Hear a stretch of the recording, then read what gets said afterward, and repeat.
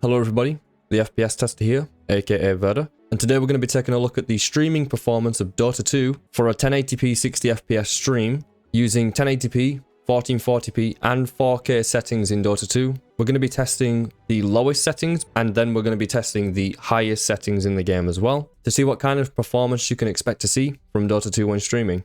Before we get started, I'm going to show you my OBS so you can see the streaming settings that I am using. I'm actually streaming right now, and I'm going to be using the stream VOD for the actual video. So this is my stream right here. As you can see, it's very basic. Feel free to add a lot more things to it if you want, though it will take more performance, of course. I'm also streaming with a 1080p 30fps webcam right now, as it will take a little bit more performance, and most people who are streaming are going to want to use a webcam or a camera, so I figured I would do this test with a camera. And for my actual settings under advanced, process priority is set to high. My video, my canvas, and my output is set to 1080p, no rescaling here, at 60 FPS. And for the stream output, so we're streaming with NVenc at 6000 bitrate, keyframe interval set to 2, preset 7, 2-pass full resolution, psycho-visual tuning turned on, and those are my streaming settings. Now feel free to lower those if you want, but today those are the settings that I'm using. They're really high settings, pretty much the highest settings you can use with NVenc. So the only other thing that I want to mention is that I'm going to be streaming with my preview window in OBS turned off because there's really no need to have it turned on. It uses more resources, so I disable the preview window to save system resources, but I'm going to leave my OBS open. I'm not going to minimize it. So that's my streaming settings. Let's get into the game. So to get us started, we're going to be playing at 1080p using exclusive full screen mode. I have the settings on the lowest that you can get in the game with the game render quality set to 100%. And these are the same settings that I'm going to use when I test 1440p and 4K low as well. And then later on in the video, we will swap to the maximum settings in the game. The reason why I'm testing low settings is for those of you who are more competitive and want to have more FPS and don't really care about how the game looks. So that's why I'm testing low as well today. So for this benchmark, I'm going to be using a replay for consistency's sake. It allows for a more controlled environment by using a replay, and it's practically the same performance as playing anyways, so it makes no difference. I am going to skip ahead later to some team fights, since team fights are more intensive, of course, since there's a lot more spells and so on going on. But I wanted to start the laning stage just to see what kind of performance you can expect early on in the game. And right now we're getting over 500 FPS on average, which is really crazy.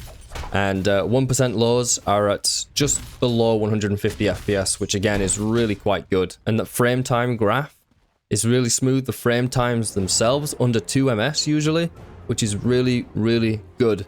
Now, do take note that the 3060 Ti is only being utilized at about 40% right now, which is obviously very, very little, but that's fairly normal for Dota 2.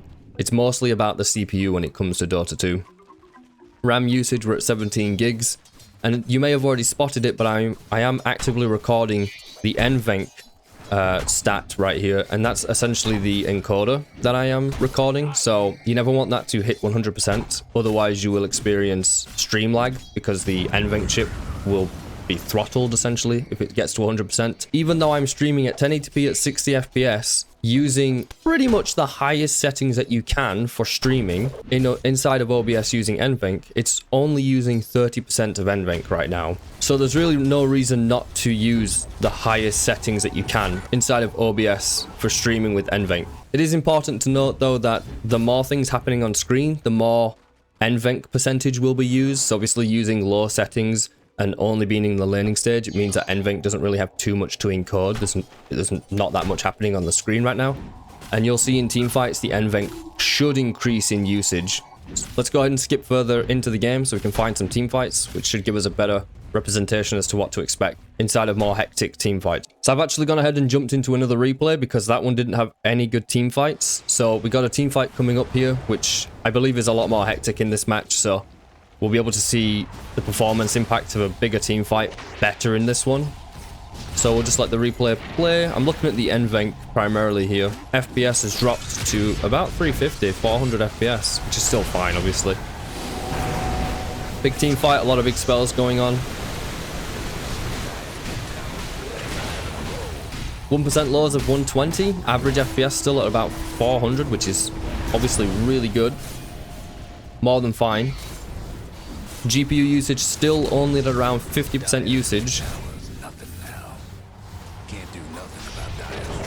I don't think so, Legion, but yeah, interestingly, FPS fairly stable. in this, about 400 frames in team fights. All in all, not bad. Let's go ahead and switch to 1440p low now, and we'll see what sort of performance that gets. Okay, so now we're at 1440p, still using low settings. Let's see how this performs. We're starting this one off once again in the laning stage. This time we're using the same replay I used for that previous team fight. And we're in the laning stage. You can see that FPS is still the same as to be expected. It's a CPU bottleneck, but as you can see, it's actually using 70% GPU usage now instead of around, what was it, 40% at 1080p. So even though we are getting similar FPS, we are starting to utilize more of the 3060 Ti. VRAM usage, I didn't actually pay attention to VRAM usage at 1080p, but VRAM usage is at about 2.8 gigs right now, which is next to nothing. Totally fine. Let's go ahead and skip to the team fight again to see the performance. Okay, a couple spells going out. Team fight starting now.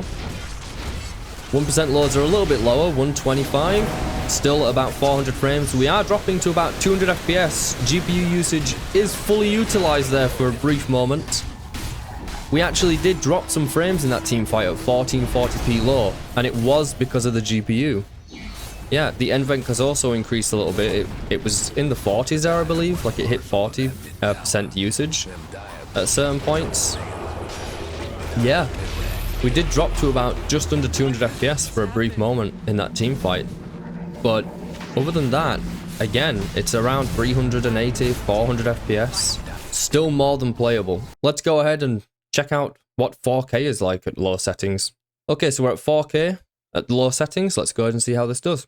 So once again, we're starting this one off at the learning stage here. Our NVenc, about 30%. It shouldn't really change too much, the NVenc, with the resolution change. Interestingly, our frames did drop a little bit. We're at about 500 still, but we're dipping a little bit lower than that. Average FPS is at about 450, but it is slowly creeping up the longer the replay plays. 1% lows again, about 150, 160. But interestingly, the GPU is actually maxing out at certain points here. We're at 3.1 gigs VRAM usage right now, about 90% GPU usage at just under 500 FPS, 450 FPS. So let's skip to a team fight. I'm interested to see how low the FPS actually dropped during the team fight, considering 1440p dropped to just below 200 FPS for a brief moment. Like, I'm expecting to drop a little bit more. Yeah, we're already at 200 FPS. 160, 145, 150, 195 frames. We must have dropped down somewhere there at 86 FPS, but I saw 95 at minimum. So yeah, even though we are playing at low settings, during that team fight when it got a little bit hectic, we dropped below 100 FPS. Granted, it is 4K, so I mean, you know, I don't know how many people are actually going to be playing 4K with a 3060 Ti, but I mean, if the only game that you play is Dota 2 and you don't really care about graphics, you know, and you want to have 4K, I mean, it's possible. 300 FPS, 350. The averages, interestingly, during these team fights and so on, has been about 250, 260, but it does drop below 100 for brief moments. Oh, Legion's back in. A lot of damage, to be honest. It's still smooth though. Frame time graph is very smooth, even though it dropped down to below 100 FPS. I don't believe it was like absolutely terrible, because it was very brief. For the most part, we are about 200, 300 FPS during these fights, or during this fight, should I say. It's quite a prolonged one.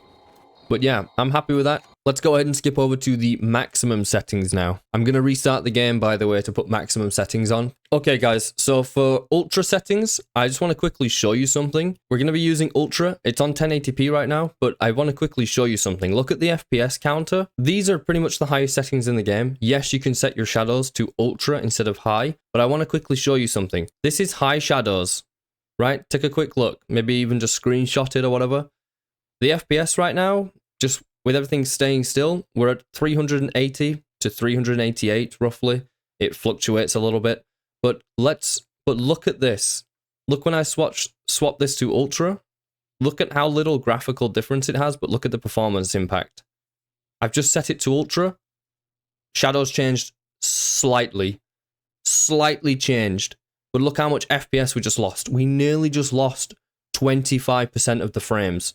Now, you may hate me for this, but I'm not benchmarking shadows with Ultra because I do not feel like it's fair. It makes almost no difference to the shadows, but takes nearly 25% of your performance away. So for that reason, for Ultra, these are going to be the settings that I use. Everything is on Ultra. Other than the shadows, it's just one setting down. Once again, we're in the learning stage to start this off. And GPU, even at 1080p using Ultra, is fully maxed out for the most part. Pretty much borderline, fully maxed out. And we're getting just under 400 FPS, which is very, very good. 1% lows seem to be a little bit more stable. It is creeping up. It's actually, the longer this plays, the 1% lows will go up and up. But I don't have all day to do this benchmark, unfortunately, so I can't give it loads of time. This is more than playable in the laning stage for sure. So let's go ahead and skip it to the team fight. Okay, so I've skipped it ahead. The team fight's coming up. You can already see the FPS is a little bit lower than the laning stage, and we haven't even got to the team fight yet. So this is going to be interesting to see. I'm watching my FPS counter. I'm watching everything else. Oh, we're at 300 frames still. Somehow, we're at 200. We dropped down to 200 there on the lowest, I think. That wasn't too bad. I was expecting that to drop a lot more. That was actually quite stable, in all honesty. I think that was fairly stable.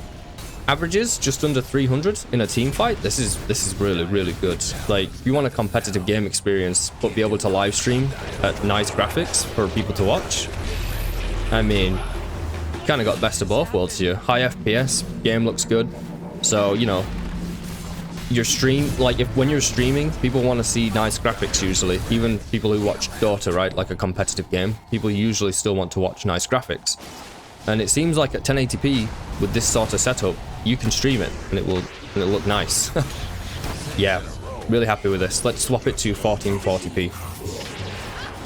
Okay, so we're at 1440p now using Ultra settings. Let's see how the learning stage goes. So already we're at about 250 FPS in the learning stage. Average FPS, it's actually staying fairly consistent. Average FPS is at about 270. It is creeping up. My actual frame rate right now is about 280, which is really good. This is really competitive for a stream for Dota 2 as well, right? Like it's not bad at all. VRAM usage has creeped up a little bit. We're at 3.4 gigs, which is still well within, you know, the range of the 8 gigs that the 3060 Ti has. And yeah, just all round seems really, really stable for the lane. Let's go ahead and skip ahead to the team fight. Sladar's about to get hooked again for what? Is that the 5th time now during this whole recording or live stream? Ooh, 1% lows of about 130. 130 I saw there myself. It does say 1% lows are about 115, but I personally saw it drop down to around 130 during that. Averages of around 230, 240 FPS during this. Yeah, all in all, it dropped to around 115 FPS. But for most of that team fight, it was anywhere from like what, 160 to 200 FPS. So really, really happy with that. I personally played Dota 2 at 1440p, 144 Hz. So yeah, that was good. Basically, that would feel fine to play for sure, and stream at the same time, which is really, really nice. Let's go ahead and swap it to 4K resolution now and see how that does. I'm not expecting it to be too good, to be honest, while streaming at the same time. Okay, so we're on 4K resolution using the Ultra settings. Let's go ahead and see how this does. Alright, so already you can see our FPS is way lower. It's at about 150, 140, 1% lows. Still fairly smooth at about 110. Yeah, it's fine, I think. Like, VRAM is at 3.8 gigs. The CPU has dropped down to about 20% usage, obviously, since we're rendering a much fewer frames with our GPU, so our CPU doesn't have to work as hard, of course. But all in all, like, this is still a high FPS experience in Dota. Like, there's a lot of players who play Dota who do not achieve this FPS, you know, even with lower settings at really much lower resolutions, and they play just fine. And there's even pros who play with lower FPS than this, like, in all honesty.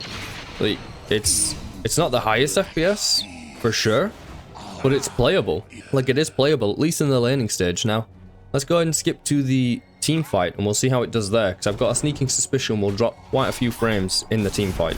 This is going to be an interesting one. I'm expecting us to drop to about 70 FPS in all honesty. Like, if it doesn't drop to around 70 FPS, 75 FPS in this team fight, I'll be very surprised. So Slardar got hooked in again. Yep, I saw it. We dropped down to 60 something there during the team fight. 1% low there of about 63 FPS. I personally saw it drop to about 65. But the 1% low counter is much more accurate, essentially, for the 1% lows, as you would imagine. Yeah. 100 FPS, still, I think it's still totally fine.